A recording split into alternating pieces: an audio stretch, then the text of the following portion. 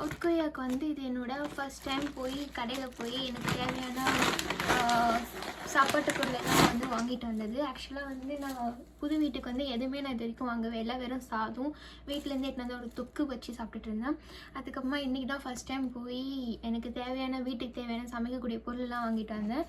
இங்கே அதெல்லாம் நான் என்னென்ன வாங்கிட்டு வந்தேன்னு சொல்லிட்டு நான் சொல்லணும்னு நினச்சேன். ஃபஸ்ட்டு வந்து நான் வாங்கிட்டு வந்த பொருளில் வந்து இதுதான் பால். இந்த பால் வந்து இங்கே இப்படி தான் இருக்கும். இதுதான் இருக்கிறதுலே சீப்பான பால். அதுக்கப்புறமா கன்வீனியன்டானது. இதுக்கு வந்து இந்த இதை வாங்கி காலையில் சாப்பிட்றதுக்காக சொல்லிட்டு இதை வச்சுருந்தேன். ஏன்னா இங்கே வந்து ஊர்லேருந்து எடுத்துகிட்டு வந்த நிறைய நட்ஸ் அது எல்லாமே இருக்கிறதுனால அது சரியாக போயிடும். நான் ஆல்ரெடி ஜாம் வாங்கியிருந்தேன். இங்கே அதுக்கு வந்து வீட் ப்ரெட் வாங்கிட்டேன். இதில் வந்து சீட்ஸ்லாம் போட்டுருக்கும், நல்லாயிருக்கும். அதனால் இதை வாங்கிட்டேன். அதுக்கப்புறமா வந்து பிடிச்ச நூடுல்ஸ் பேக்கெட்டு. அப்புறமா இது yoghurt mango flavour. Peanut butter தொட்டி சாப்பிட்றதுக்காக. இந்த பிஸ்கெட். ஸோ இந்த பருப்பு வாங்கினேன், பருப்பு சாம்பார் வைக்கிறதுக்கு. ஏன்னா நான் வந்து இந்தியாவிலேருந்து வரும்போது நான் எதுவுமே எடுத்துகிட்டு வரல. நான் வந்து டோர்மேட்ரியில் தங்குறதா இருந்தேன். நான் டோர்மேட்ரியில் தான் தங்கினேன். அதுக்கப்புறமா வந்து அங்கேருந்து நான் மூவ் ஆகிட்டேன் தனியாக வீடு எடுத்து. அதனால் இப்போ வந்து இங்கே வந்து இப்போதைக்கு வந்து தேவையான பொருளெல்லாம் வாங்கிட்டு இருக்கேன். அதுக்கப்புறமா வீட்டில் இருந்து சொல்லி பொருளை போட சொல்லணும். பட் இப்போதைக்கு நான் இங்கே பருப்பு கிடச்சிச்சு, பருப்பு வாங்கிக்கிட்டேன். அப்புறமா சக்கரவள்ளி கிழங்கு, இவ்வளோ வாழைப்பழம், இது ஃபுல்லாக சேர்த்து வாங்கிட்டு வந்தேன். ப்ரௌன் சுகர், வெங்காயம். இந்த வெங்காயம் வந்து இந்த மாதிரி கலரில் தான் இருக்கும், ஒரு ஒயிட் கலர்.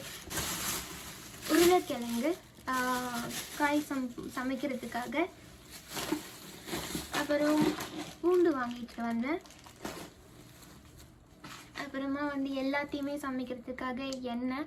ஆக்சுவலாக நான் ஒரு விஷயம் பண்ணேன். இங்கே வந்த உடனே வந்து கொஞ்சம் எதுனா சாப்பிட்ணுன்னு சொல்கிறதுக்காக வந்து எண்ணெய் போட்டு பழைய கொஞ்சம் சாதம் இருந்துச்சு. அதில் வந்து என்கிட்ட காரம் இல்லை, அதுக்கு பதில் என்கிட்ட மாங்காய் இருந்துச்சு. அதை அதில் ஆட் பண்ணி கொஞ்சம் சீரகம் ஆட் பண்ணி எல்லாத்தையும் பிசைஞ்சு எண்ணெயில் தேங்காய் எண்ணெய் எங்கள் அம்மா தலைக்கு தடவுறதுக்காக தேங்காய் எண்ணெய் கொடுத்தாங்க. நான் அதையே ஊற்றி இது பண்ணேன். புகை கிளம்பிக்கிச்சு. அதுக்கப்புறமா கொஞ்சோண்டு மட்டும் பொரிச்சு சாப்பிட்டு பார்த்தா நல்லா தான் இருந்துச்சு. டேஸ்ட்டு சூப்பராக இருந்துச்சு. இது ஒரு அவரைக்காய் இல்லை, இது வெள்ளரிக்காய், குக்கும்பர். அது வந்து சாலட் மாதிரி செய்கிறதுக்காக அது ஒன்று வாங்கிக்கிட்டேன், ஒன்று மட்டும். அப்புறமா கேரட் நான் காமிக்கலாம் தெரியல. கேரட் வாங்கினேன்.